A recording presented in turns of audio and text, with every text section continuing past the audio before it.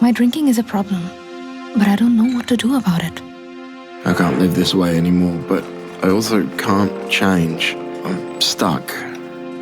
These pills are the only way I can sleep, but I have to take a lot more now. These are the voices of people with substance use disorder who need help. Substance use disorder is dangerous because there are so many types of substance use problems. It can be hard to know what direction to turn. That doesn't mean that everyone who drinks or uses a substance has a problem.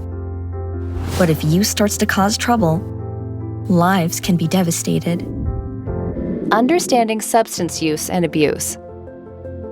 Misuse of substances like alcohol and drugs is a growing problem in the U.S., and teens and young adults are most at risk, with half of all new drug users being under the age of 18, and 1 in 5 high school students having abused prescription drugs. Additionally, 1/3 of high school students currently use alcohol, 23% use marijuana, and 22% use all forms of tobacco combined.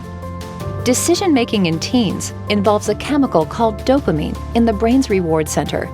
Dopamine helps transmit signals in the brain that make people feel happy.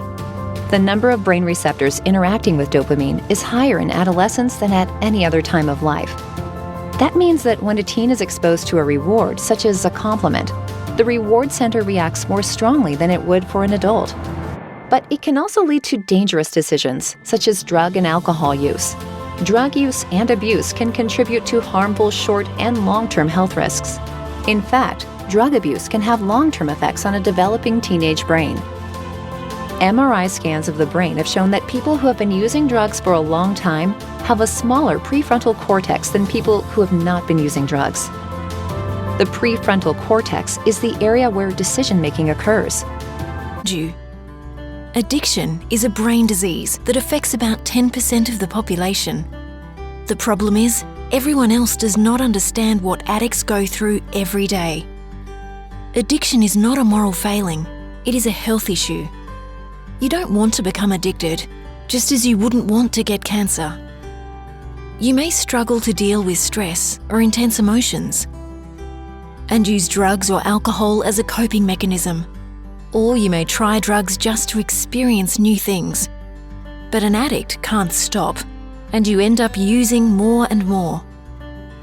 You're then caught in the cycle of addiction. Soon come the consequences of your drug use. Your relationships begin to suffer. Your finances take a hit. Your career is affected. Your mental health deteriorates. You may feel depressed or anxious. You may have legal issues. You may have been arrested. What began as relief now creates pain. You're at crisis point, so you turn back to drugs for more relief. And the cycle continues, but gets worse and worse. Don't let it keep tearing your life apart. Road to recovery from substance use disorder is full of twists and turns. And while the path forward looks different for everyone, recovery is a lifelong process that requires mental, emotional, and medical support. Treatment varies depending on the types of substances you use, how long you've been using them, and any underlying mental health or medical conditions you may have. Relapse risk factors, like long-term substance use and your living environment, also impact the type of treatment that's recommended. There are a few overlapping routes healthcare providers take to help you with addiction and prevent relapse. More mild symptoms can also be experienced months after initial withdrawal. Medication. You may be prescribed medications to help manage withdrawal symptoms while you're tapering off the substance you're using. Prescribed medications aren't just tools that can be used during the withdrawal period either. In many cases, medications can be lifelong interventions that prevent someone from relapsing. Therapy. With substance use disorder, it's just as important to take care of your brain as it is to take care of your body.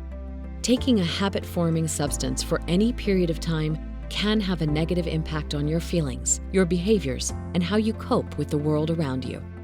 This is because these substances have the power to change your brain chemistry and cause unwanted or unexpected behavioral changes. And any underlying mental health conditions you have could be made worse because of substance use. A counselor or therapist can work with you during treatment to address any mental health conditions you have, as well as help you identify helpful ways to cope without substances. Address any shame, guilt, or regret you may have. Embrace strategies to avoid and prevent relapse.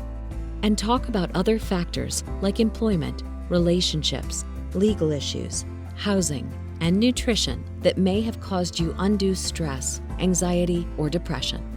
Therapy can be done in a group of like-minded peers led by professional counselors or on an individual one-to-one basis.